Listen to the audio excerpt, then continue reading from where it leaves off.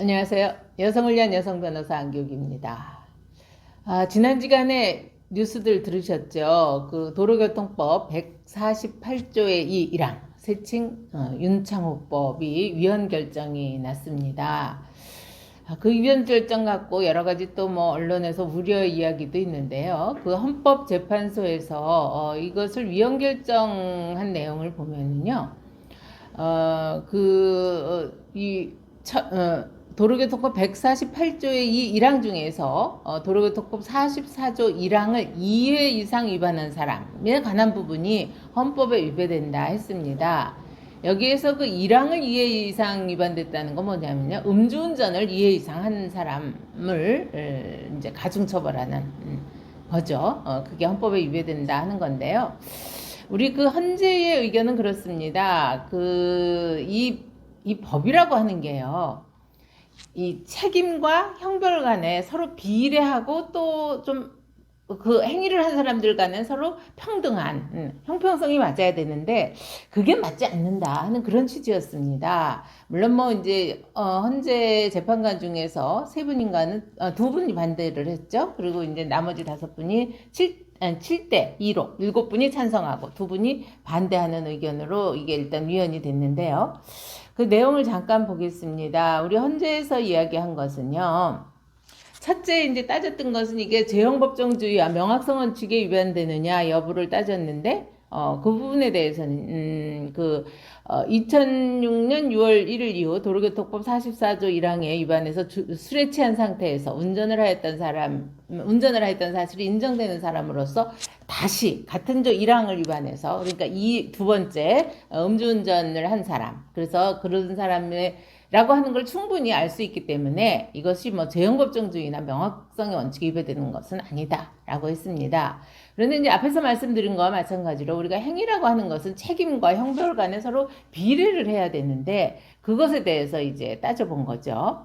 그래서 이제 심판 대상 이 조항인 음주운전 금지 규정을 반복해서 위반한 사람을 처벌을 이렇게 강화하기 위한 규정인데 이걸 한번 보자는 거죠. 예를 들어서 이 2회를 무조건 술 먹은 걸로 음주운전으로 적발만 됐으면 그 행위가 10년 전에 있었든 20년 전에 있었든 1년 전에 있었든 똑같이 취급을 하는 거 이거는 좀 아니지 않느냐. 예를 들어 과거의 위반 행위가 예컨대 10년 전에 발생한 거라고 한다면 그리고 그동안은 이제 음주운전 이런 걸 안 했다는 거죠. 그 처벌 대상이 되는 재범의 운전이라고 하는 그 준법 정신이 사람이 현저히 떨어져서 또 한 거, 그러니까 반규범적 행위고 사회 구성원의 뭐 생명 신체에 대해서 반복적으로 위협하는 행위다. 이렇게 볼 수는 없지 않느냐.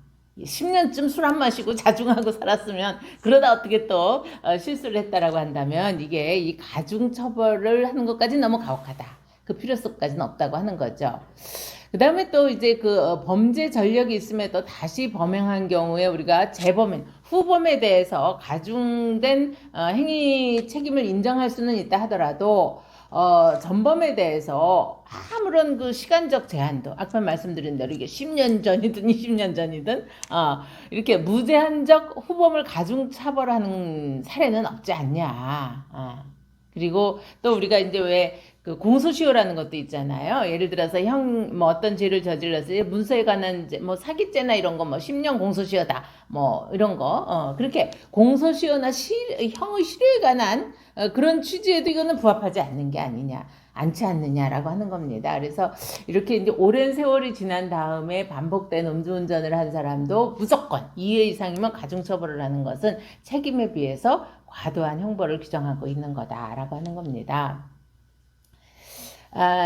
그래서 이제 우리 헌재에서 이야기는 무조건 2회 이상이면은 가중처벌을 할 것이 아니고 과거 위반의 전력이라든가 그 혈중 알코올 농도의 수준이라든가 그 다음에 운전한 차량의 종류 또 왜 이거를 운전하게 됐는지 또 교통안전 등 보호법익에 미치는 위험 정도가 예를 들어 비교적 낮은 유형의 뭐 재범의 음주운전 이런 경우라면 좀 선처 여지도 있는 거 아니냐라고 해서 한 겁니다. 그래서 이것을 일률적으로 하한을 징역 2년 이상, 벌금 1,000만 원 이상, 그러니까 제가 왜 지난 시간에 음주운전 벌금 무지 세졌어요 그랬잖아요. 그래서 그건 너무 그 비난 가능성이 상대적으로 낮다거나 죄질이 좀 비교적 가벼운 사람에 대해서도 너무 엄한 처벌이 아니냐. 그래서 책임과 형벌의 사이의 어떤 비례성, 그것을 인정하기 어렵다라고 판시했습니다.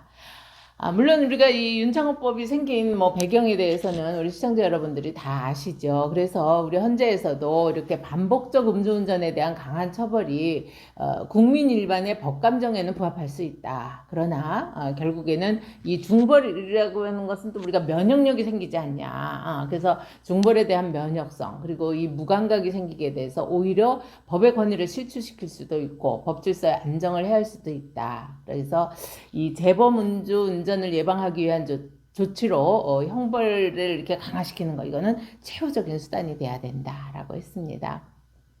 그런데 이제 여기서 잠깐 여러분이 이제 기억하셔야 될 게, 요 44조 1항에 보면은 음주운전하고 또 음주축전 거부가 있습니다. 그래서 음주축전 거부에 대해서는 이게 그대로 적용이 됩니다. 종전 가중처벌되는 게요. 여기선 단순히 음주운전만 된다는 거 기억하시고요. 그래도 음주운전 절대 하시면 안 됩니다. 네, 오늘도 좋은 의견 댓글 주시고요. 구독, 좋아요 함께 해주십시오.